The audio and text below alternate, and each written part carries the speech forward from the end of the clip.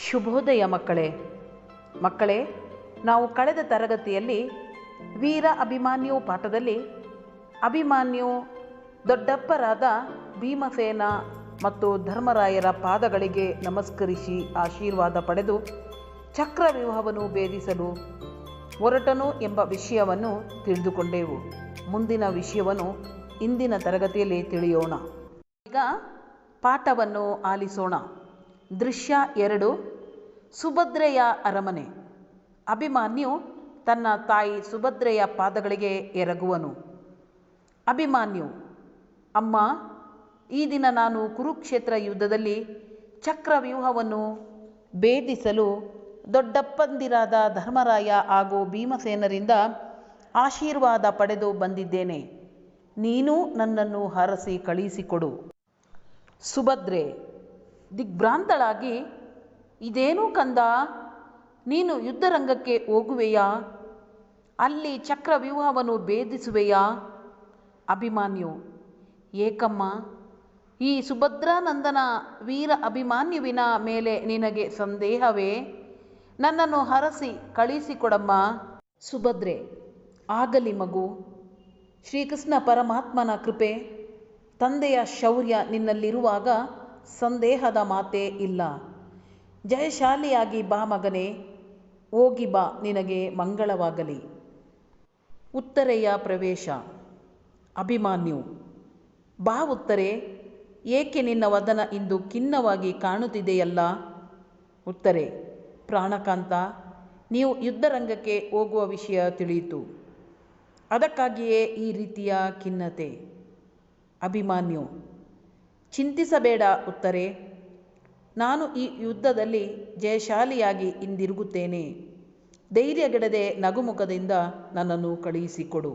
ಉತ್ತರೆ: ಆಗಲಿ, ಜಯವಿರುವ ತನಕ ಭಯಬೇಕೆ? ಯುದ್ಧ ಕ್ಷತ್ರಿಯರ ಧರ್ಮ. ಹೋಗಿ ಬನ್ನಿ, ಆ ಪರಮಾತ್ಮ ನಿಮಗೆ ಒಳಿತು ಮಾಡಲಿ. ನಾವೀಗ ಪಾಠದ ಸಾರಾಂಶವನ್ನು ತಿಳಿಯೋಣ. ದೃಶ್ಯ 2, ವೀರ ಅಭಿಮನ್ಯು ದೊಡ್ಡಪ್ಪರಾದ ಧರ್ಮರಾಯ ಮತ್ತು ಭೀಮಸೇನರ ಆಶೀರ್ವಾದ ಪಡೆದು ತನ್ನ ಅಮ್ಮನಾದ ಸುಭದ್ರೆಯ ಅರಮನೆಗೆ ಬಂದು ಅಮ್ಮನ ಪಾದಗಳಿಗೆ ನಮಸ್ಕರಿಸುವನು. ಅಮ್ಮ, ನಾನು ಈ ದಿನ ಕುರುಕ್ಷೇತ್ರ ಯುದ್ಧದಲ್ಲಿ ಚಕ್ರವ್ಯೂಹವನ್ನು ಭೇದಿಸಲು ಹೋಗುತ್ತಿದ್ದೇನೆ. ದೊಡ್ಡಪ್ಪಂದಿರ ಹತ್ತಿರ ಆಶೀರ್ವಾದ ಪಡೆದಿದ್ದೇನೆ. ಈಗ ನಿಮ್ಮ ಬಳಿ ಆಶೀರ್ವಾದ ಪಡೆಯಲು ಬಂದಿದ್ದೇನೆ. ನನ್ನನ್ನು ಹರಸಿ ಕಳುಹಿಸಿಕೊಡಿ ಎಂದನು. ಅದಕ್ಕೆ ಸುಭದ್ರೆಯು: ಇದೇನು ಕಂದ, ನೀನು ಯುದ್ಧರಂಗಕ್ಕೆ ಹೋಗುವೆಯಾ? ಅಲ್ಲಿ ಚಕ್ರವ್ಯೂಹವನ್ನು ಭೇದಿಸುವೆಯಾ ಎಂದು ಕೇಳಿದಳು. ಅದಕ್ಕೆ ಅಭಿಮನ್ಯು: ಏಕಮ್ಮ, ನಿನ್ನ ಕಂದನ ಮೇಲೆ ನಿನಗೆ ಸಂದೇಹವೇ? ನನ್ನನ್ನು ಆಶೀರ್ವದಿಸಿ ಕಳುಹಿಸಿಕೊಡಮ್ಮ ಎಂದನು. ಅದಕ್ಕೆ ಸುಭದ್ರೆ: ಆಗಲಿ ಮಗು. ಶ್ರೀಕೃಷ್ಣ ಪರಮಾತ್ಮನ ಕೃಪೆ, ತಂದೆಯ ಶೌರ್ಯ ನಿನ್ನಲ್ಲಿರುವಾಗ ಸಂದೇಹದ ಮಾತೇ ಇಲ್ಲ. ಜಯಶಾಲಿಯಾಗಿ ಬಾ ಮಗುವೆ, ಹೋಗಿ ಬಾ, ನಿನಗೆ ಮಂಗಳವಾಗಲಿ ಎಂದು ಕಳುಹಿಸಿಕೊಟ್ಟಳು. ಅಂಥ ಸಂದರ್ಭದಲ್ಲಿ ಅಲ್ಲಿಗೆ ಉತ್ತರೆಯು ಮುಖ ಬಾಡಿಸಿಕೊಂಡು ಬಂದದ್ದನ್ನು ಕಂಡ ಅಭಿಮನ್ಯು ಉತ್ತರೆಗೆ: ಏಕೆ ಖಿನ್ನವಾಗಿ, ಅಂದರೆ ದುಃಖಿತಳಾಗಿದ್ದೀಯಾ ಎಂದನು. ಅದಕ್ಕೆ ಉತ್ತರೆ: ಪ್ರಾಣಕಾಂತ, ನೀವು ಯುದ್ಧಕ್ಕೆ ಹೋಗುವ ವಿಷಯ ತಿಳಿದು ದುಃಖಿತಳಾಗಿದ್ದೇನೆ. ಆಗ ಅಭಿಮನ್ಯು: ಚಿಂತಿಸಬೇಡ ಉತ್ತರೆ, ನಾನು ಯುದ್ಧದಲ್ಲಿ ಜಯಶಾಲಿಯಾಗಿ ಬರುತ್ತೇನೆ. ಧೈರ್ಯಗೆಡದೆ ನಗುಮುಖದಿಂದ, ಎಂದರೆ ಸಂತೋಷದಿಂದ ನನ್ನನ್ನು ಕಳುಹಿಸಿಕೊಡು ಎಂದು ಅಭಿಮನ್ಯು ಉತ್ತರೆಗೆ ಹೇಳಿದನು. ಅದಕ್ಕೆ ಉತ್ತರೆ: ಆಗಲಿ, ಜಯವಿರುವ ತನಕ ಭಯಬೇಕೆ? ಯುದ್ಧ ಕ್ಷತ್ರಿಯರ ಧರ್ಮ. ಹೋಗಿ ಬನ್ನಿ, ಆ ಪರಮಾತ್ಮ ನಿಮಗೆ ಒಳಿತು ಮಾಡಲಿ ಎಂದು ಹೇಳಿ ಕಳುಹಿಸಿದಳು. ದೃಶ್ಯ 3, ಅಭಿಮನ್ಯು ಸೂರ್ಯನಂತೆ ಪ್ರಕಾಶಿಸುತ್ತಾ ರಥವನ್ನೇರಿ ಯುದ್ಧಭೂಮಿಗೆ ಪ್ರವೇಶ ಮಾಡುತ್ತಾನೆ.